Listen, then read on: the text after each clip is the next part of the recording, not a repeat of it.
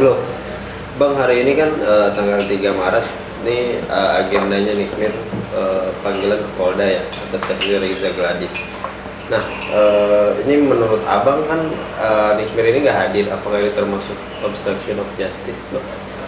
Ya, jadi terkait dengan ketidakhadirannya Nikmir di dalam panggilan kedua tersebut, agenda pemeriksaan Nikita Mirzani sebagai tersangka di dalam dugaan tindak pidana pemerasan, pengancaman melalui media elektronik, dan juga dugaan tindak pidana pencucian uang, begitu ya.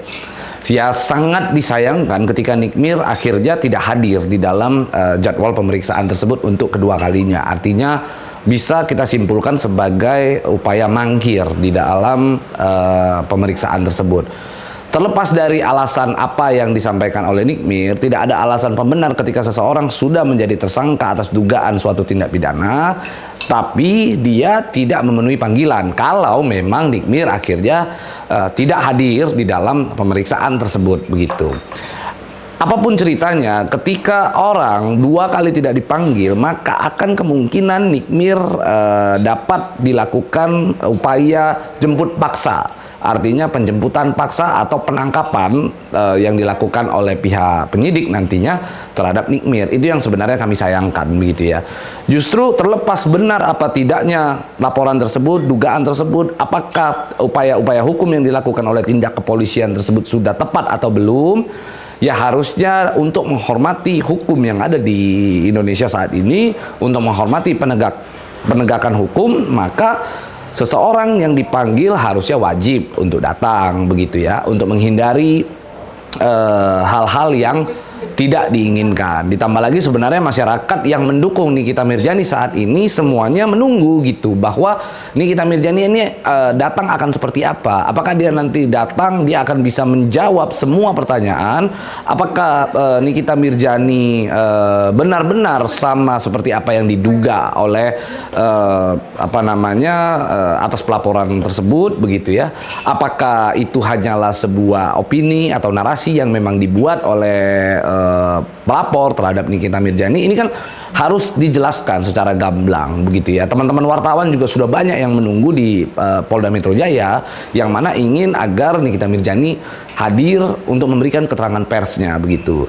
Selain itu juga Nikita Mirzani perlu sebenarnya untuk datang dalam hal melaksanakan kewajibannya sebagai seorang tersangka, gitu ya. Dia harus menyampaikan kepada pihak penyidik apa sih yang sebenarnya terjadi, begitu. Dia harus bisa menerangkan, begitu. Terlepas itu proses hukum sudah benar apa belum, tapi konsepnya adalah melawan, bukan menghindar, begitu. Di dalam kita seseorang ditetapkan sebagai tersangka, ketika dia diperiksa oleh pihak penyidik, dia boleh membantah. Dia boleh membantah segala sesuatu yang diprasangkakan terhadap dirinya. Dia boleh menjawab, dia diberikan hak untuk mengingkari, bahkan dia diberikan hak untuk berbohong di dalam sebuah pemeriksaan. Sehingga gue kira harusnya Nikmir hadir, gitu. Harusnya Nikmir hadir. Gua secara pribadi bukan bermaksud untuk membela Nikmir, tetapi untuk mempertegas bahwa memang betul kalau memang Nikmir menyatakan bahwa penetapan tersangkanya ini adalah sebuah penetapan yang tidak sesuai dengan prosedur, atau mungkin penetapan tersebut terlalu terburu-buru terhadap dirinya karena Nikmir tidak merasa melakukan perbuatan yang dituduhkan tersebut, maka Nikmir harus datang, harus menjawab. Justru akan banyak orang yang kecewa, akan sangat banyak orang yang kecewa, orang-orang yang mendukung Nikmir ketika nanti ujungnya Nikmir malah dijemput paksa oleh pihak kepolisian. Ini yang menjadi pertanyaan banyak orang. Akan tetapi gua mencoba untuk membaca psikologi daripada Nikmir. Kenapa sih Nikmir tidak hadir? Ini kan sebenarnya yang menjadi pertanyaan semua orang. Apa yang membuat akhirnya Nikmir tidak hadir di dalam panggilan tersebut? Kalau gue melihat ada satu rentetan peristiwa yang cukup menarik sebelum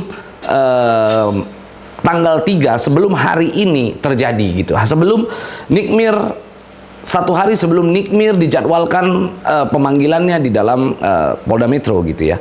Dimana kemarin tanggal 2, gitu ya, semua media sosial diramaikan oleh rekaman suara, di mana rekaman suara tersebut terlihat adanya sebuah penggiringan di mana seakan-akan bahwa Dokter Oki gitu ya, seakan-akan Dokter Oki yang menjadi dalang semua ini. Dokter Oki seakan-akan yang mengatur sebuah peristiwa ini gitu ya.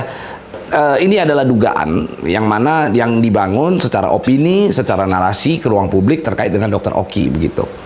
Nah, ada semacam kesan di mana bisa jadi secara psikologi gue membaca bahwa Nikmir sengaja tidak hadir karena ada yang ditunggu oleh Nikmir. Bisa jadi Nikmir tidak hadir karena itu adalah strateginya Nikmir untuk bagaimana mendorong kalau mau masuk ya jangan sendiri-sendiri gitu misalnya gitu ya. Mungkin Nikmir menganggap bahwa kalau memang dia harus menjalankan sebuah proses hukum, maka dia berharap juga orang lain tidak seenak jidatnya aja gitu melakukan satu perbuatan lalu tidak mempertanggungjawabkan apa yang dia lakukan begitu. Bisa jadi Nikmir berharap Dokter Oki juga bisa mempertanggungjawabkan opini yang saat ini terjadi di ruang publik begitu. Bisa jadi gitu ya.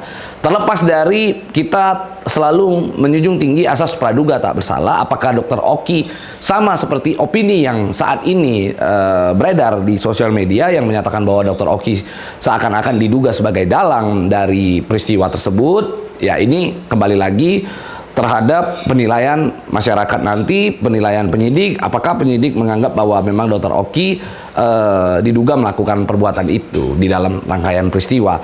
Nah, terlepas daripada itu semua, bisa jadi secara psikologi Nikmir sedang memperjuangkan hal itu. Bang, kan dari rekam jejaknya Nikmir ini udah sering berurusan dengan kasus hukum ya, Bang. Ini ada pola tertentu atau strategi tertentu nggak sih dari Nikmir sebenarnya?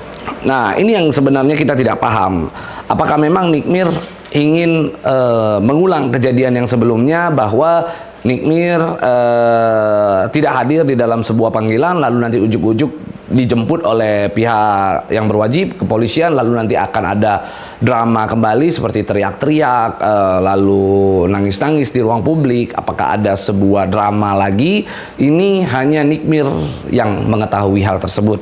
Sehingga nanti kita akan lihat setelah ini apa sih yang akan terjadi.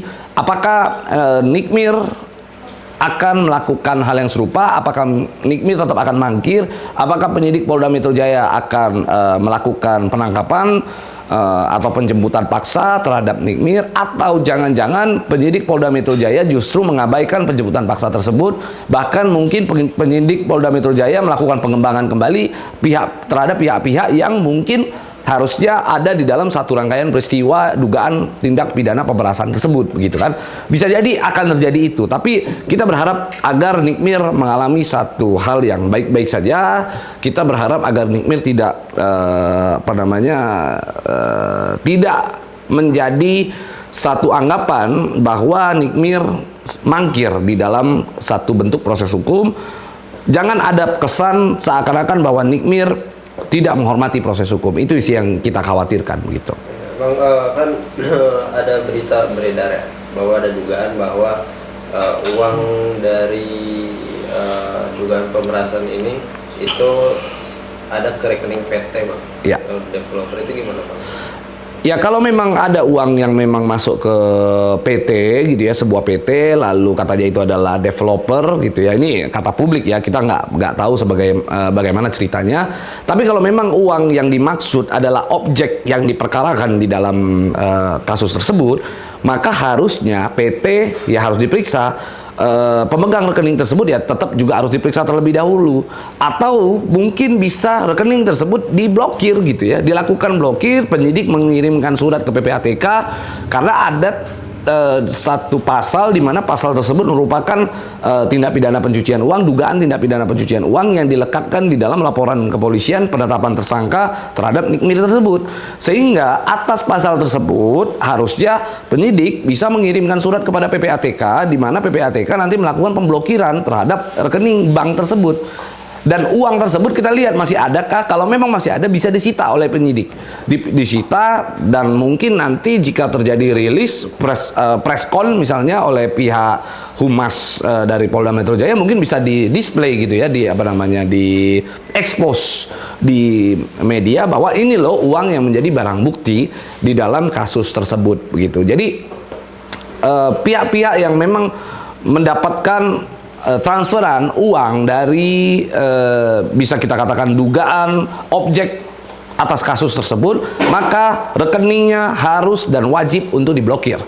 Jangan biarkan rekening tersebut bebas menerima atau melakukan transaksi lagi. Harus dilakukan tindakan preventif, tindakan yang mencegah agar tidak terjadi lagi perbuatan yang diduga bisa berulang kali begitu. Nah, Bang, sebagai seorang praktisi hukum dan juga public figure nih, Bang, ada rekomendasi strategi nggak sih dari Abang atau pesan mungkin buat Nikmir?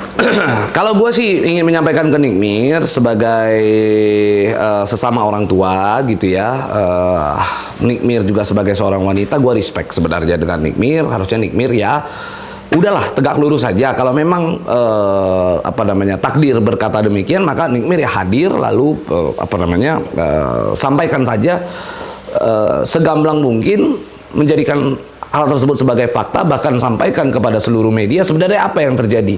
Tunjukkan bila perlu ada bukti-bukti rekaman dan lain-lain yang dimiliki oleh Nikmir, sampaikan kepada ruang publik begitu. Kalau memang diharuskan, maka gue berharap begini. Nikmir kan menyampaikan sesuatu hal yang di dalam rekaman tersebut bisa kita katakan ada sesuatu hal yang Nikmir ingin sampaikan ke publik, tapi ada pihak yang katanya dimintain uang agar Nikmir tidak menyampaikan terkait dengan hal itu. Maka menurut gua ungkap saja semua. Kalau memang ada produk yang memang dianggap ilegal, dianggap melanggar hukum, produk yang tidak sesuai dengan ketentuan perundang-undangan, maka produk tersebut dapat dikategorikan sebagai produk yang dijual dengan cara suatu perbuatan pidana gitu ya. Maka kalau memang itu terjadi, ya sudah, tunjukkan, ungkap ke ruang publik, laporkan kejadian tersebut. Kalau memang semua pihak salah, kalau katakan Nikmir melakukan dugaan tindak pidana pemerasan tersebut terjadi, nggak apa-apa, proses hukum Nikmir. Kalau memang dari pihak Reza Gladys melakukan tindak pidana, silakan proses hukum. Semua diproses hukum. Itu sih jauh lebih baik, karena menurut gua penyidik saat ini bukan lagi harus berpihak kepada siapa pihak satu atau pihak dua, pihak Nikmir atau pihak Reza Gladys. Penyidik harus berpihak kepada masyarakat. Niatnya adalah bagaimana penyidik memberikan sebuah bentuk edukasi kepada masyarakat. Sampaikan kepada masyarakat bahwa kalau memang Nikmir diduga melakukan tindak pidana pemerasan, maka harus diproses. Penyidik harus sampaikan itu kepada ruang publik. Dan kalau ada pihak yang menjual produk tanpa izin edar dan menyalahi aturan, menyalahi undang-undang, maka itu juga harus diproses. Sehingga siapapun pihak-pihak yang melanggar hukum harus dihukum. Itu poinnya.